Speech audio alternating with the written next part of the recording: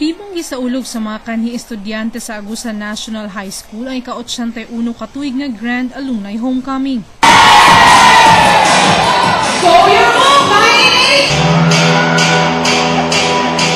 Naghugyaw ang kanhi mga estudyante sa dinang-usa-usang gitawag ang ilang mga batch. Puno sa kalipay nga nagkita-kita ang mga kanhi estudyante sa Agusan National High School.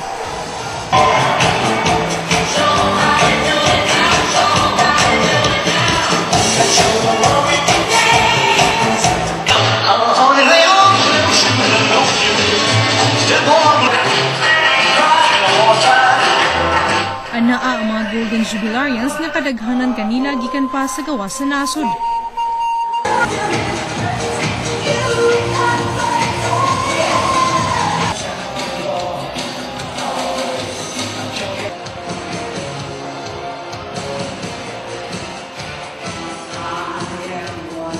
Niabot na sa kapin 58,000 ka mga alumni ang narehistro sa tulungan. 80 na usab ka mga batch ang nigraduar.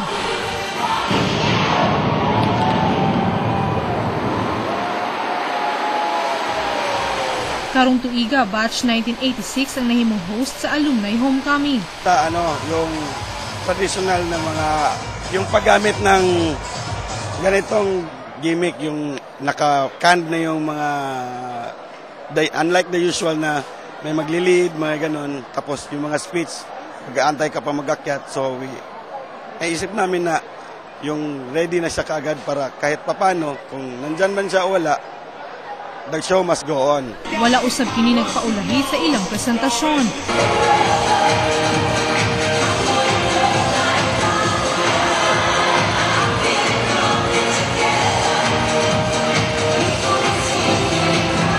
Luyon ini gipasidunggan usab sa Alumni Association sa tulunghaan ang mga individual nga mihatag og kontribusyon alang sa kahumanan sa ilang bay alumni.